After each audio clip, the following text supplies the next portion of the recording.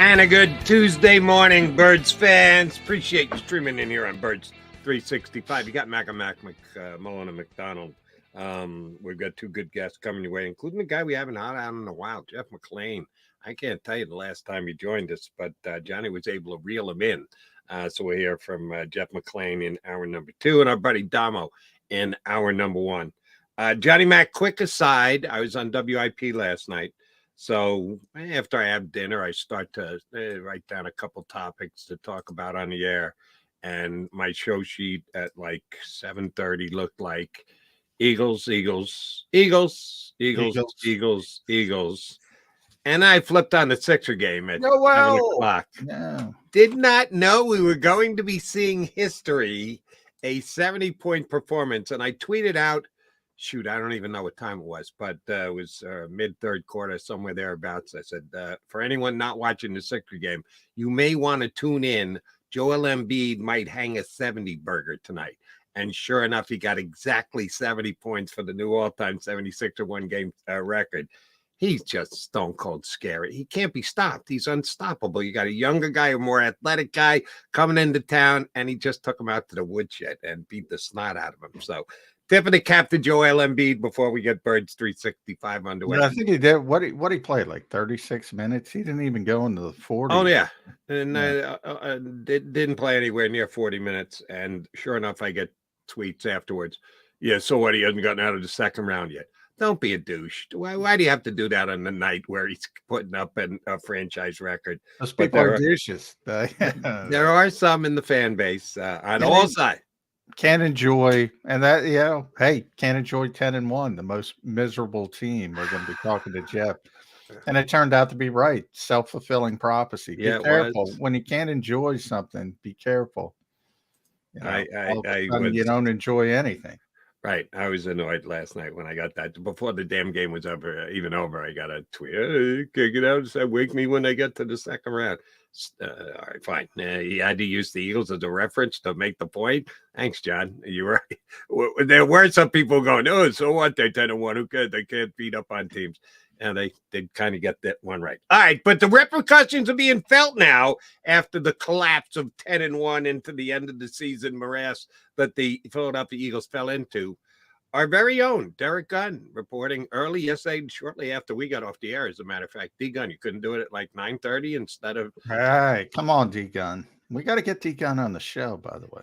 Remind me of that. You get your info when you get your info, and apparently got it just after we wrapped up Birds 365, that not only are the Eagles going to need a new defense coordinator, that was pretty well known for the time Matt Patricia took over the play card, that Sean Desai wasn't going to be back this year, but he is going to be joined in the unemployment line by Brian Johnson, the Eagles offensive play caller. It's not official yet, and I don't even know if it'll be official tomorrow, because you and I talked about this, the debate on whether Johnson should be back. And you said the Eagles are trying to do the right thing by him, don't want to rain down on his parade while he's out there looking for a head coaching position and getting interviews for it. You're probably right, and I'll give the Eagles at least partial credit for that. Don't kid yourself. Part of it is if he gets a head coaching job, they'll get compensatory draft picks. Yeah, that factors in as well. Yeah. Which is another part of the patience aspect, by the way, because the same would have been true of Sean Desai if you let him grow on the job and he gets, another job down the line. So, yeah, Eagles pulled the plug early, and they're going to pull the plug early. Well, they pulled it really early on Sean Desai, but they're going to plug it early on both of them and unplug it. And yeah, I think it's reactionary, to be kind. And we'll talk about that a lot, but yeah, I mean, I think they have a luxury they're not taking advantage of that a lot of teams don't have, Jody. And that's the fan base is so loyal. Look, they can overcome hiccups. People say, I'm not going to watch. They're going to watch. They're going to turn in. They're not going to have trouble paying tickets, right or wrong. They have a luxury. Some other cities, that's not the case. They got to literally sell things to the fan base. They have to sell. I was talking to a Carolina reporter about Brian Johnson down there, and he said, well, that's a tough sell. That is a tough sell in Carolina. I mean, you can't bring Brian Johnson in. You can't, especially after that collapse, especially what they've been doing. They need to sell their fan base, or they won't sell tickets. They won't sell merchants. That's not the case here. The Eagles have a luxury a lot of other teams don't have, and I think they don't take advantage of it, to be blunt. Yeah, you and I see this a little differently. I don't call it a luxury because they earned it. They went to the Super Bowl just last year. It isn't like you can suck for a decade and they're still going to fill the house every single year. The Eagles haven't stunk for a decade. They've been a Super Bowl contender, then they come back down. They make the playoff, then they come. They're up and down, which you'd rather just see continuous success year after year after year. But it isn't like they've been down for years and are trying to dig their way. No, they've been good. So when I don't disagree. Yeah, I don't. Teams, you use the word earn. I don't disagree with that. They've earned it, but they have it. That's my point. And that's why I can't call it a luxury. If you haven't earned it, if you're just a bad team and year after year after year they come out because they're football crazed and that's just what they do, they support the team, then I would use the word luxury to describe it. All right. Well, take the word luxury off. They still have it. They're in that position. Yes, you're right about that. And they don't use it like they could, or at least in my opinion. Look, maybe behind the scenes, these two guys were completely overmatched and didn't deserve. That's possible. That's possible. What were you doing hiring them if that's the case? But nonetheless, I guess it's possible. But whatever term you want to use to describe the situation, they're in the situation. They have that ability to do what they want to do and to be patient. If they want to be patient and do something unpopular at the moment, if it's unpopular in the moment, and they're just as reactionary as everybody else, as all the teams that don't have it, and which I think is a flaw. And I said pretty consistently, when you compare them to other organizations, this is a good organization. I'm not coming off that stance. It's still a good organization when you compare them to everybody else. But they're way too reactionary. They are. And this is not one time, because you can go back to Doug Peterson. It's not that long ago. They are way too reactionary when expectations aren't met. It's just my opinion. Okay. And yeah, you and I are a little off on this one. I think they showed some pretty good patience, at least they have as of this point, and I don't think it's changing, keeping Nick Sirianni as head coach. Reactionary would have been coming in and firing everybody. Sirianni, the coordinators, clear out the coaching staff because of a 6 out of 7 collapse the year after going to a Super Bowl. Then I would have been there with you hand in hand going, man, this team is overreactionary. They can't let it cook a little bit.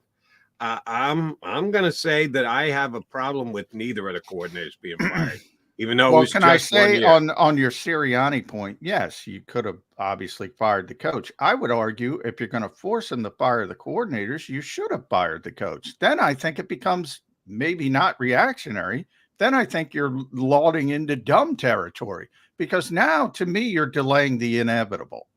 You have a head coach with no power, with coordinators he doesn't want and he's not comfortable with. You're delaying the inevitable. That's even worse to me. If you want to show the courage of your convictions and say, guess what? These guys had an historic collapse. They didn't show any evidence of being able to turn it around. I'd have more respect than that. I'd still call it reactionary. I'm going to be honest with you. I'm always honest. I would have called it reactionary. But now you're trying to straddle the fence, and you're reactionary on one part and you're just flat out dumb on the other, because now you got Nick Sirianni coaching for his job with coaches he doesn't trust or have a relationship. Now, maybe he's allowed to pick the next coordinators. Maybe Nick Sirianni is on board with firing everybody, but does anybody believe that?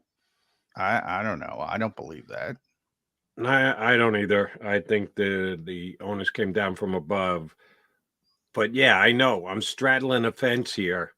I'm okay with the straddle. I really am. I think that Sirianni might be able to, and we'll find out. We'll find out early, as a matter of fact. One of the questions I got written down here to ask Johnny Mack today is, how hot is the seat at the start of the season? Oh, it's certainly hotter than you want it to be before you've ever played a game. That's just the situation or the circumstance they're in, because that's a decision they made to try and keep him. He's starting off on a pretty damn hot seat. Live up to it, Nick. You know the expectations coming in. You know where you're at. You know what your status is as the coach of the Philadelphia Eagles. You got to reestablish yourself. And maybe I'm crazy. Maybe I'm going to be proven way wrong. I'm okay with going down that road. And here's one of the reasons why. I hope Howie Roseman, Jeff Flory aren't watching right now. Do you have faith, John, if they had fired Sirianni, that they would have hired one of the coaches who've already established themselves in the National Football League? No, who were proven winners? No. So you're just going to get another guy coming in who's never been here before with no continuity whatsoever, and he's just going to be dictated to anyway. So why not keep the guy who's already here, has already taken you to a Super Bowl, rather than hire some other young offensive coordinator, boy genius, schema, who are just going to take orders from above anyway? Why would you go there rather than just keep Sirianni? Because, and I agree with you completely on that specific subject, because they're not bringing in Bill Belichick. They're not even bringing in Mike Vrabel or somebody like that. They bring in the next Nick Sirianni or Doug Peterson, first-time head coach, maybe not even on the radar, maybe not even getting interviews elsewhere. I always say everybody's got the same 5 names they interview. The Eagles might go off that script, but you're going to have another Nick Sirianni. So I agree with you there. The problem is there's stages to it. And I joked about it yesterday, the Kubler-Ross model, which is the 5 stages of grief. Well, the Eagles have 5 stages of coaching. And we're now at stage 4, and that's the scapegoating phase. And there's only one stage left, and we all know what that is. That's acceptance, and he's out of here. They have stages. They'd go back to stage 1. There's a little bit. We talked about the difference between Doug Peterson at the end and Nick Sirianni at the beginning. You know, Nick, all right, you want Shane Steichen? Have at it. You want Kevin Patullo? Have at it. You want Jason Michael? Have at it. You got to keep Jeff Stoutland. We're going to go out and find Brian Johnson to you and pretend we didn't like him when it's when it looks good for us. And that wasn't a Nick Sirianni guy, Brian Johnson. Sean Desai was found by Howie Roseman and had to be approved. Bunch of different coaches. So there's stages to it. And at least you go back to stage 1. Right now we're in stage 4. And that's, as I said, that's the scapegoating phase. And we've seen some of the scapegoats. We're going to see plenty more. It's not only going to be Brian Johnson, it's going to be assistants. They're going to gut the defensive staff. Alex Tanney, who Nick took a very good liking to. I find it hard to believe he's going to be back. There's going to be other offensive coaches. And now you've created this system. You've created this situation where the head coach has to coach for his job with a bunch of guys he doesn't necessarily have a relationship for. Maybe he develops trust. It's not impossible. It all comes down to personnel anyway. Maybe Howie makes a bunch of good decisions in the offseason. They get a bunch of good players and they overcome it. But boy, it doesn't look good. And boy, he looks like a lame duck. And that's another thing. If you're looking for these hot candidates, and maybe that's a good thing, to be honest. If you have options, you're not coming here unless you want a vacation in the Delaware Valley for a year. Because if you have options, you're going to say, I don't want to. You might have kids, you might have a wife, you have all that kind of personal upheaval, and then you're out the next year. So you get the Ron Rivera types, who's a family friend of the Lorries and things like that. It wouldn't surprise me if he's the defensive coordinator and he's the defensive co-head coach. Where else is Ron Rivera going? Nice man. I think he's been a good coach for a very long time. I still think he's a good football man. But we know how this league works. He doesn't have a ton of options. And that's the course of action the Eagles are in. And they put themselves, Jeffrey Lurie and Howie Roseman, put themselves in this box. Here's where I don't accept the lame duck descriptions. He's got 2 years to run on his contract. Lame duck is a guy with 1 year left on his contract. Is he on a hot seat to start a season? Yeah. And you'd prefer not to have your coach start the season on a hot seat. Lame duck is different for me. And I know we're in a kind of semantical spitting match here, but I do think there's a significant. Well, whatever you enough want to difference. call it hot seat then. Yeah, if he's going to be fired after the year, and if I'm a defensive coordinator, Ryan Nielsen, for instance, because he's a bit of a hot name, bunch of people wanted him. I don't know why he bounces around, but nonetheless, he's got options. In theory, would you rather go to Philadelphia in this history or Jacksonville in that history with the Khans? My buddy Tony Khan. God bless you, Tony, but you don't have the history of the Philadelphia Eagles. I'm going to speak for Mr. Nielsen here to answer your question before you even finish it. Just guessing and speculating here. He did a smart thing, not because he chose Jacksonville over Philadelphia, because he chose the Jaguars' defensive talent over the Eagles' defensive talent. That's part of it too. And I would hope that anybody who has a choice between two jobs doesn't go, all right, my job's that I'm 82% secure in Jacksonville for a second year. I'm only 76%. No, if you think you could coach, if you think you're good, if you think you're going to win and get the job done, you're not going to lose your job if you then go get the job done. I like the talent on Jacksonville's defense better than Philadelphia. That's why I would choose Jacksonville. The Eagles arguably had the worst, defense in the NFL at the end of the season. So I'm not going to argue that, but that kind of stuff can change again if Howie has a good offseason, makes a good couple decisions. You got to make the decision in the moment. Then you look at both teams' rosters. And I'm just saying. I'm saying a defensive coordinator with options. I'm not coming here. I'm not coming here because I think the head coach is on a lame duck, on a hot seat, whatever adjective you want to use or descriptor you want to use. I'm not coming here if I have options, because it looks like unless and remember the expectations are part of it as well. And the expectations, they might not be Super Bowl or bust, but they're going to be pretty significant because it's Philadelphia.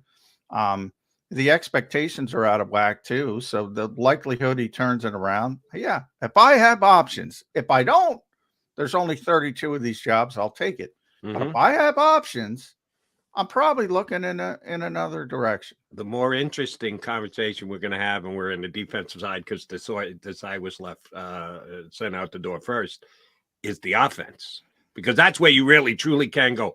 And how long is Nick Sirianni going to be in position? Am I going to be the baby thrown out with the bathwater when they fire Sirianni at the end of the year? The Eagles have offensive talent. And if you're an offensive order play caller coming in to take over this team, you should have some confidence you can get the job done. Defense and offense are a different conversation for me with where the Eagles are at roster-wise as of right now. He's McMullen. I'm McDonald. We see Paul Dunwich. What, a plain shirt on Paul Dunwich? Are you kidding me? Of course Damo doesn't have a plain shirt on. He's ready to join us next here on Birds 365. Go to get your game